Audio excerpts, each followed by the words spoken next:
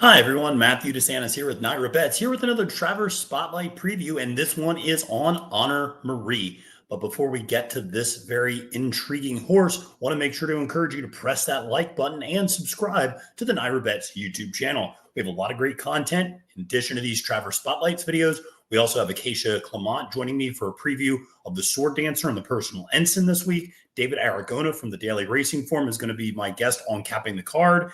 And we have so much more content for you coming this week. It's going to be a lot of fun for Travers Day. And well beyond that, we got you covered with all sorts of great stuff for tracks across the country. All right. Well, listen, let's dive into Honor Marie, who I think is an interesting horse. And let me just stay off the top. If I say she here, I apologize. The name Honor Marie gives me fits, just like Jackie's Warrior would always give me fits for some reason. So if I misidentify Honor Marie as a mare, no offense, I apologize for that. Now, listen, let's talk about this colt, all right, and a very special one, and I think a very intriguing one.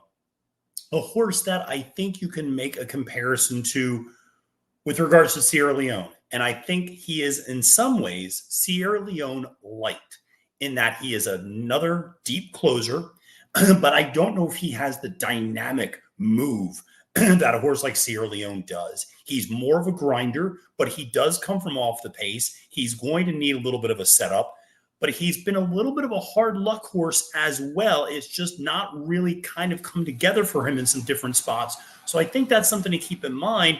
If he gets the right type of trip, he might get the right type of setup here. He's an interesting horse to be looking at in this race. Certainly an intriguing one from a value standpoint in terms of your vertical wagers. So listen, let's dive in and talk a little bit more about Honor Marie, trained by Whit Beckman. Not a common household name for the casual horse racing fan, but Whit has a lot of experience in big races. Why? Well, he was an assistant to Todd Pletcher. He was an assistant to Chad Brown. He has been in big spots, preparing horses for those big spots.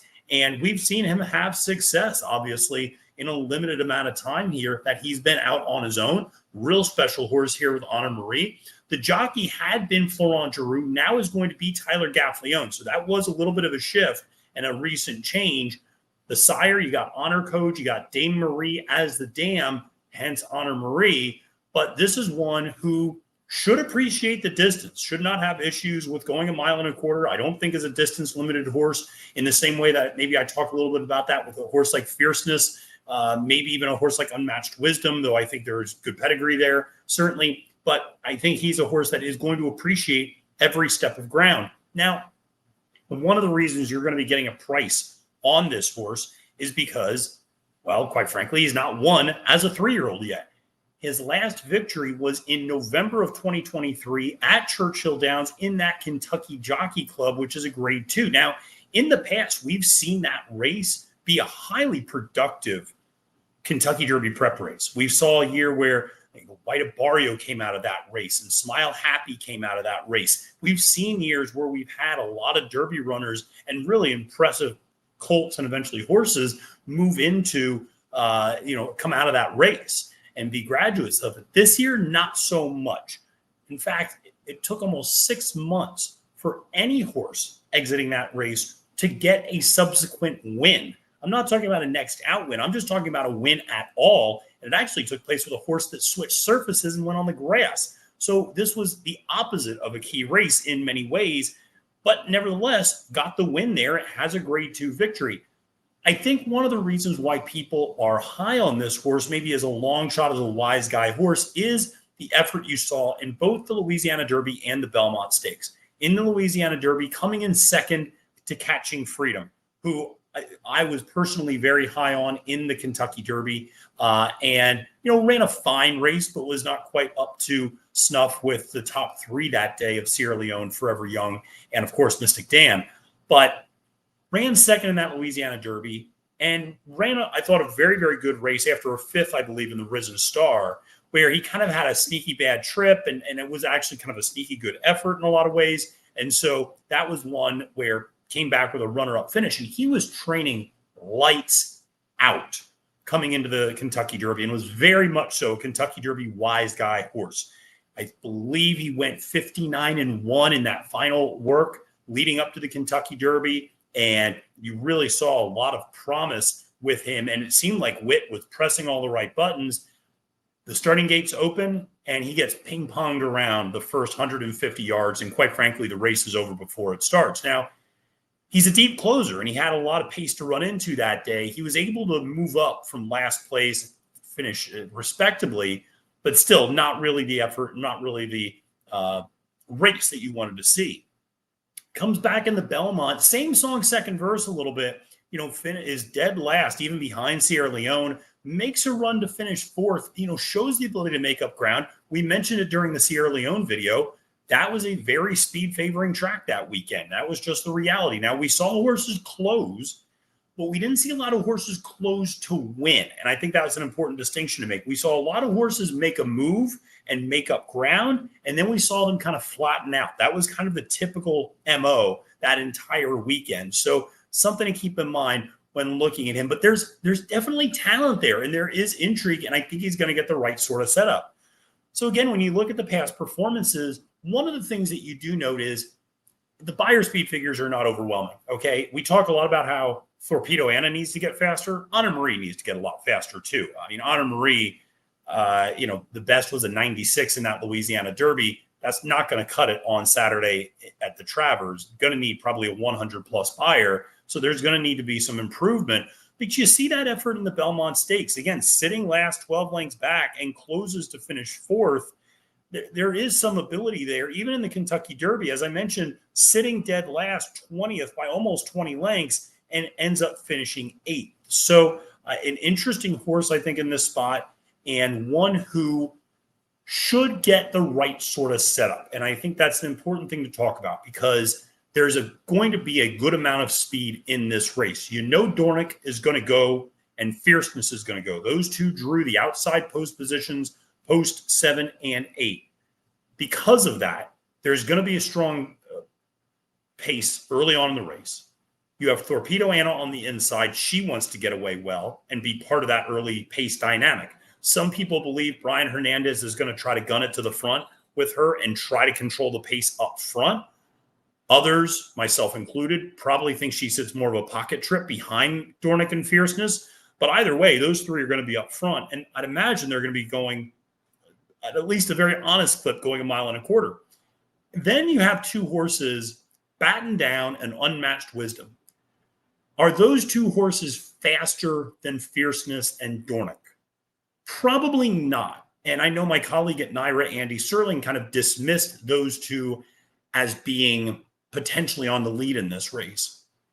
And I agree with that general sentiment. I think, even if you watch my early Travers preview, the very first thing I said was Dornick and Fierceness are going to try to cross and clear the entire field. That said, I don't think you can discount those two horses because intentionality has a lot to do with any race. And Batten Down has only ever won up on the front end. And Unmatched Wisdom has largely only ever won up on the front end. And now you're going to ask two horses that have not had success doing anything else to suddenly have success in the toughest race of their career, doing something different than they've done before. So while I'm not saying that those two, if you just line them up in a straight line, are faster than Dornick and Fierceness, but I would not be shocked if at least one of those two jockeys on those two horses, whether it be Junior Alvarado or Irad Ortiz Jr., I believe, on Unmatched Wisdom, either of those two really go out and be aggressive out of the gate. Does that mean they can get to the first turn ahead of Fierceness and Dornick? Maybe, maybe not. But those two horses are going to press a pace. And because they press a pace, and you have Torpedo Anna on the inside, you have 5 horses that want to be forward in this race. There's only 8 horses overall. So, maybe the horse that we're not talking about, which we'll do a spotlight on tomorrow, is Corporate Power, a horse that might be able to kind of sit the perfect trip in some ways. But Sierra Leone and Honor Marie, they're going to get the pace. They're going to get the distance. They're going to get the setup. The question is, does it all align? And can Honor Marie get the right type of trip in this spot? And I think that's a legitimate question to ask. And she's, I almost did it there. He's not gotten the right type of setup to this point in terms of the right trip. He's gotten the pace, but, he needs to be able to get either safe ground or so forth. Here's the thing, and I think this is kind of maybe where I want to kind of wrap things up with Honor Marie, is to say, how does Honor Marie differentiate himself from Sierra Leone? Because here's the thing, if you just say, Matthew, the two closers in the race, rank them. Who's the better closer? Well, Sierra Leone's the better closer between the two. Honor Marie, like I said, more of a grinder. Now that running style at 1.25 miles is not a bad running style to have. But I still think Sierra Leone's the more dynamic closer, certainly between the two. So then how does Honor Marie, if they both are going to benefit from the same pace setup, how does Honor Marie end up ahead of Sierra Leone?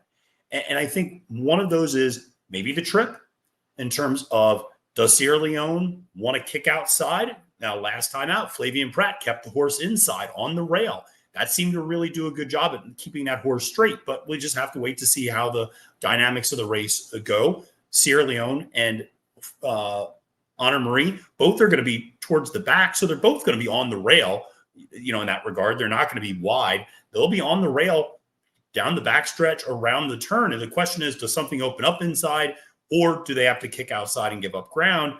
And the other one is, does Honor Marie need to get the jump in some ways on Sierra Leone? Sierra Leone's so much more dynamic in some ways that he can wait a little bit longer to make the move.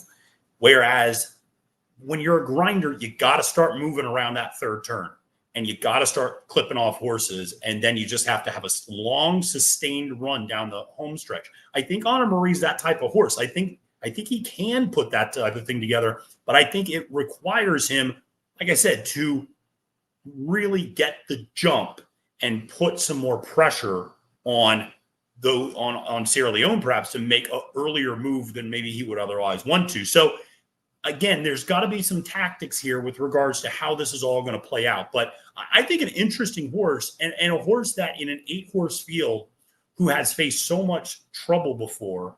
I know the horse can get the distance because of what you saw in the Belmont. I know that won't be a detriment. He's got the right pace set up. There are still questions about how good is he? What is his ultimate ceiling? He needs to get faster.